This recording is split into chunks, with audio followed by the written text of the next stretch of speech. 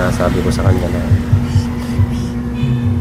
tulungan mo yung sarili mo, kasi talagang awang-awa na talaga ako sa kanya. Pag gigising ako, makikita kong ganyan, gusto ko na maging normal talaga, na makikita ko na siyang walang karamdaman.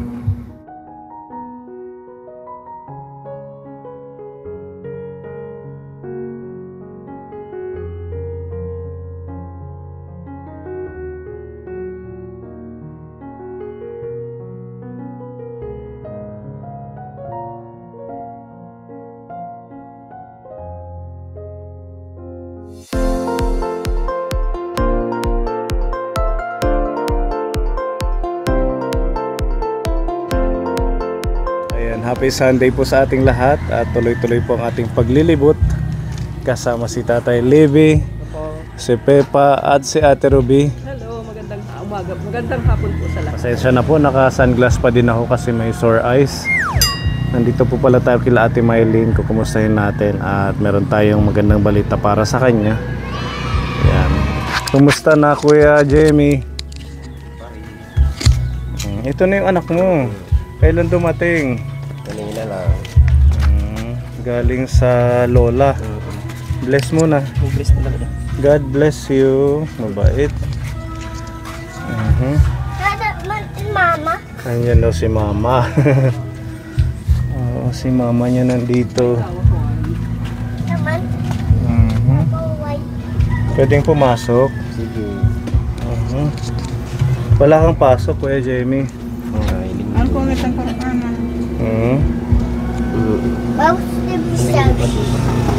Kumusta, baby? Ating ngaran. Ating ngaran. Eric. Ha?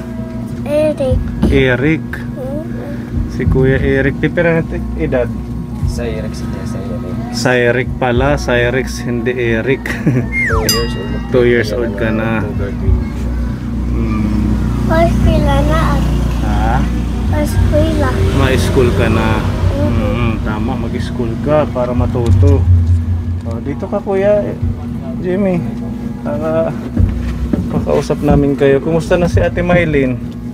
Ito, ganun pa rin. Masakit yung buong katawan ko ngayon, parang hindi ko type ngayong umupo. Ewan ko kung dahil lang to sa kaudalan. Basta mabugat yan ang takbo. Malino pero may takaulo. Nahihilo daw siya kapuli. Mukhang nag-makeup si Ate Mylene. Lipstick lang, nakabili nung binigay mong ano. Ha? Binili ko ng lipstick. Lipstick? Nakbis naman masakit to hay lagapit kanawong. Sabi niya kahit nandito lang daw sa bahay na may sakit, nagli-lipstick pa din. Nakabili ka pala ng lipstick. Opo, salamat. Pero pagkain nagbili din. Oo, marami na akong stock. Nag-stock ako ng mga Anong stock na nabili niya? prutas, gatas, tsaka yung mga Ito. May mga saging dito. Nada mo saging? Gusto mong saging? Karayag niyong saging? Hindi. So anong balita Ate Mylene? Anong pakiramdam mo ngayon? May pagbabago naman?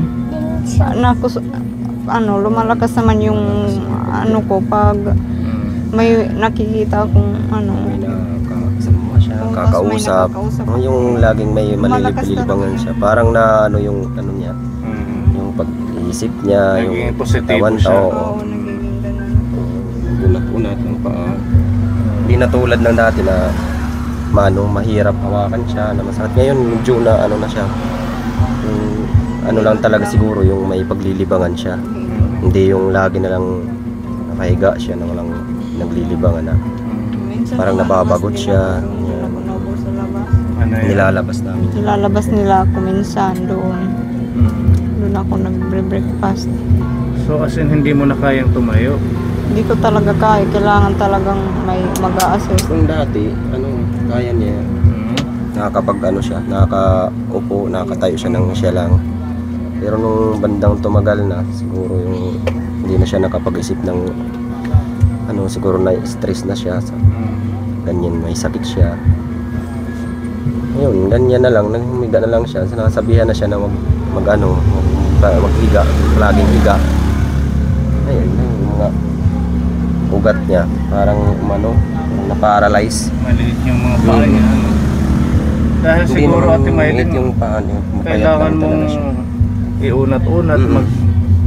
mag-kilos-kilos yung mga paa mo. Kasi kung ganyan lang na nakahiga talaga, Wala. Sabi ko sa kanya, babangon ka, papaupo ka. huwag mong hayaan na yung sakit ay manaig sa katawan mo. Kasi kung ganyan, tapos kahit anong push natin na gumaling siya, kung siya mismo, Siya mismo yung sa katawan mo hindi niya mismo, tutulungan yung sarili niya. yung isip mo mismo yung nagsasabi na ayaw mong bumangon, talagang wala pa din yun. Bako nanayak. Oo, diba? Para gumaling si nanay mo, kailangan niyang bumangon, kumilos ng kahit yung sa umaga mag-exercise, iunat-unat yung katawan. Kasi kung tutusin, kaya mo pa naman iganon yung kamay mo. Yung isa kasi, hininto niya, yun, hindi na magalaw-galaw kasi hindi niya na Kasi nagagalaw. Pag Kung laging ginagalaw yung kamay niya, habang tumatagal, nawawala yung mga sakit. Kasi dumadaloy na yun. Tapos mga ugat-ugat niya. Pagaya ngayon, nasanay nang nakaano na lang, dyan, ganyan yung paa niya. Ano ba yung nararamdaman mo ngayon, yung sa tingin mo nakaka-problema sa'yo na hindi ka bumabangon? Mabigat lang talaga yung katawan ko, masakit. Ang balakang ko. Sa kahihiga na yan. Buti hindi nagkakasugat yung likod mo sa kakahiga. Hindi no, kaya Hindi naman namin binababad yung nakakakilikid pa maak. Pero magilid kilikid siya, ah. tatagilid dito. Di makit na mamurayawin. Yan ikit na yun. Para naman maliliit ang klawas. Ang sinatagin bubuhat. Paano yung pagligo niya? Inaano ko doon sa labas, pinaupo ko sa upuan. Tapos yun, pinapaliguan ko. Oo, kinakarga ko. Pati paglalabas. Minsan nga, nung punta kami dagat, dinala ko to sa dagat. Punta kami doon sa dagat. Dala-dala ko lang. Sasakay lang kami sa karikong. Kariton. Sinakay niya ko sa karikong. Tapos binuhat na lang. Lumalaki na yung anak namin, at hindi namin na aalagaan ng mabuti kasi ganito yung kalagayan namin. Lipat-lipat na lang yung anak namin doon sa lola. Sa pag natutulog ay paggabi, nakaka-miss yung anak namin na nandito lagi. Kaso hindi naman pwede na dito lang siya kasi wala talagang mag-aalaga. Kaya dinadala mo dun sa lola niya. Nandito yung pagkain niya. Wala kang gana. Katapos lang mag-snack. Pag-snack marami akong nakakain. Ano yung ini-snack mo? Burger, mga pizza, prutas. Huwag na muna yung mga ganun. Pizza, burger. Minsan lang yun. Hindi yun healthy para sa'yo. Dapat yung mga prutas. May sabaw, Mga ganun, may sabaw. may gulay na may ganyan, sabaw. Minsan kasi pag interesado siya, talagang nag-ano siya, upo ako, ganyan. Tapos may naman panahon talaga na hindi niya kaya, sabi niya, huwag mo na masakit yung likod ko. Sabi ko sa kanya, kailangan sa araw-araw 2 bisis o 1 bisis, upo ka naman lang, ganyan. Yung pag-ihi niya, pag dumi, paano? Hindi, ito lang sa higaan, inaano ko lang ng Ikaw na lang yung tatanggal. Sabi ko sa kanya, dapat yun yung pag-aralan mo kung paano yung ganyan. Kasi kung dyan ka na lang lagi, dyan ka iihi, parang matatamad ka na bumangon kasi nakakasanayan mo na ganyan na yung ginagawa. Nakakailan taon na to si Ate Mylene na nakaratay? Isang taon na. Isang taon na. Hindi naman po pwedeng magsawa sa ganitong sitwasyon. Kung may problema, kailangan mo talaga lumaban. Talagang mahal na mahal mo si Ate Mylene. Mahal na mahal ko sila na yun. Diba? Gawin mong inspirasyon yun. Anak na kami. Minsan nga nag-aaway kami. Pinalalayas ko to eh. Ayaw niya talaga. Sabi ko, iwan mo na ako kay ora ko nagamit. Wala ka nang pakinabang Oo. dahil sa Kaso kalagayan mo. na di talaga hiya. Mm. Basta ipay pinalayas ko na niya. Anak pagbulag na kita. Anak kay magkakanok na lak. Na di talaga hiya yun. Kasi niya. mahal ka niya. True love yun, di ba Kuya Jemmy? True love. Hindi Bihira naman yun, ano. yung pagmamahal na ano, pag may problema kayo, iiwan mo, ganyan. Pag may problema, kailangan lutasin yung problema, hindi yung sa ganitong kalagayan, yung ibang mga lalaki, talagang iniiwan talaga nila. Mm-mm. Asawa, pag alam nilang ganyan na, ano, Siguro nga sa Hindi. sobrang dami na ng aming mga pinagdaanan sa buhay, natatag na kami. Baga, binabaliwala na let nang kay may lagapit panahon nga may kami naman makuan. Baga, di man kasi permilonis. So, nag-asa lagap kami nga may talaga ng pag-asa. Oo naman, lahat naman may pag-asa, Ate Maylin. Kay danay kasi daman tako sa nga na pinanghihinaan daman hiya danay loob, pinanghihinaan daman hiya danay loob. Pinanghihinaan si Kuya Jemmy. Oo, nga parang binubutlaw na bahiya nga Papagod kay na anong siya. kasugad o. Oo, kasi nakikita niya sa'yo. Kailangan mong tulungan din yung sarili mo. Di ba? lagi yung sinasabi ko sa kanya pag dadating ko galing trabaho, sabi ko sa kanya na wag mo akong pakikitaan na manghihina ka ng ganyan kasi minsan nabagsak na lang ako dyan, tinitingnan ko lang siya, natutulala ako. Sabi, pakitaan mo ako nang maging interesado ka na gumaling ka para maging malakas din ako, interesado ako sa araw-araw na lakas na uhugutin ko sa inyo. Parang Ano bang nakikita mo ngayon kay Ate Maylin? yung ano ko sa Interesado kanya ba or ano? ngayon, parang laki na talaga ng pinagbago niya, lalo na yung pag-iisip niya. Nakakausap ko na siya ng maayos. Dati hindi mo makakausap yan ng maayos. Hindi maano yan kahit sinong tao, kahit yung magulang niya. Hindi na. Minumura ko pati magulang ko. Ha? Minumura ko na. Yung alin? Mga magulang ko. Bakit mo naman minumura? Hindi ko alam. Hindi ko alam kung anong nangyari sa akin. Na-depress ka, Nung gano'n? una, di naman ako ganun. Dahil sa kalagayan mo, pero alam mo, instead na magmumura tayo, mas lalong kumapit tayo sa ating Diyos. Hindi yung magbibitaw pa tayo ng masakit na salita sa ating kapwa, lalo na sa kalagayan mo, di ba? Ewan ko, hindi ko talaga mapigilan. Lalo na pag inis na inis talaga ako, yung galit na galit. I-surrender mo yung buhay mo sa ating Diyos, Ate Maylin. Ginawa ko na yun. Kaya nga siguro naging ganito ako. Saan magdadasal ka bago ka matulog, umaga, humingi ka ng tulong sa Diyos. Tawad ka na tulungan tayo, may araw din na tulungan ka. Sabi ko sa kanya, huwag kang susuko. Yung iba nga talagang hirap na hirap din sa buhay, pero hindi sila nasuko kasi yun naman talaga yung nakalaan sa'yo. Tsaka ano yan, pagsubok sa'yo ng ating Diyos, Ate Maylin. Hindi ka niya bibigyan ng ganitong kalagayan na sitwasyon Bakit? kung hindi ka niya papagalingin. Bakit sobrang bigat naman kung pagsubok? Marami namang tao dyan. Bakit ako pa?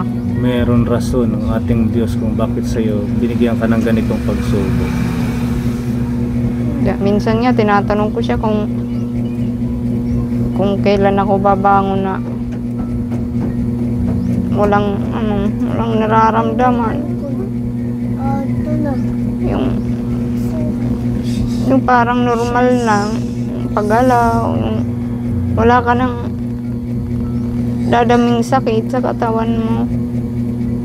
Palagi ko tinatanong sa kanya yan kung kailan, pero minsan parang may bumubulong sa akin. Hindi ko alam kung siya yun or iba. May bumubulong sa'yo?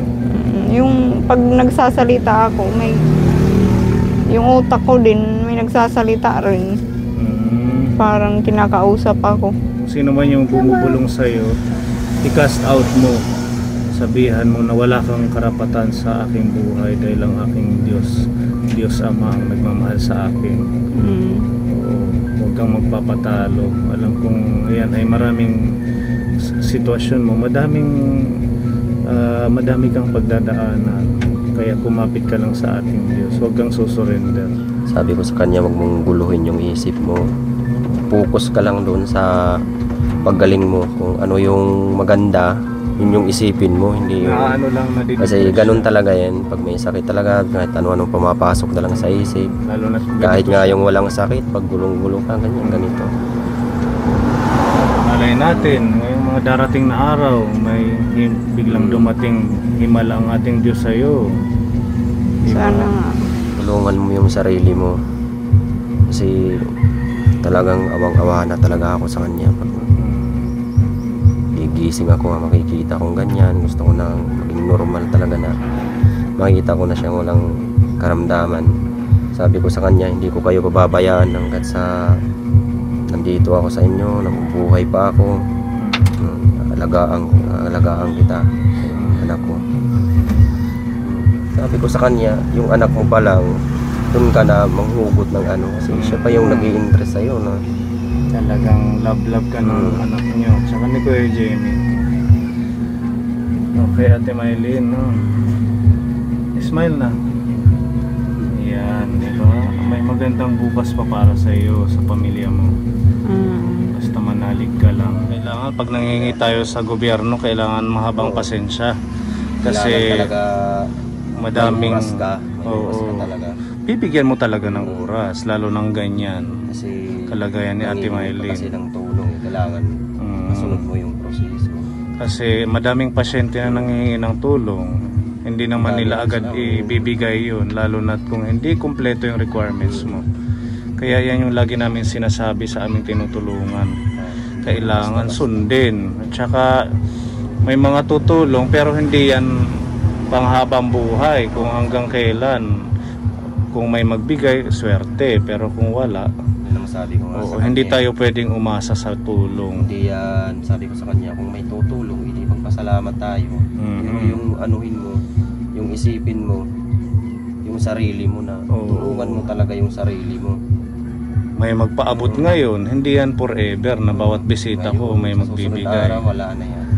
Kaya nasa sa atin pa din. At saka pagpupursige natin na makahingi ng tulong sa gobyerno, Kasi kung susuko tayo, wala din tayo mapapala. Kailangan natin lumaban. go lang Ate Mylene, ha. Kaya yan, huwag mawawalan ng pag-asa. Lalo na't ang asawa mo naman ay talagang mahal na mahal ka. Gusto ko, di ba, yung gatas talaga yung ginagawa ko. Gusto kong masubukan. Yung alin? Yung pambuto, yung... Insure. May dala ba tayong insure? Kasi ipasuyo na lang. Para naman lang, masubukan kung may pagbabago. Kung Oo, sige. Maganda yung insure. Buti na lang may dala tayo. Thank you, Tita Mel. Oo, sige. Subukan ni Ate Mylene yung insure natin. Hindi ka pa nakaka-take ng insure? Hindi pa. Ano lang, swak lang yun sa akin. Ha? Swak. Anong swak? Yung gatas na gano'n. Yung sachet. Maganda din naman yun.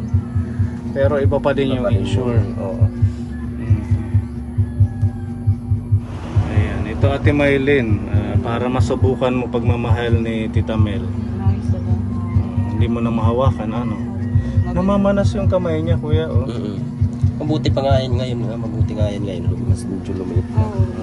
Yung pag nakakakain siya ng bawal sa kanya, yun. Oo, para masubukan niya yung insure. Ang pag-take nito sa umaga at saka sa gabi, meron naman siyang instruction.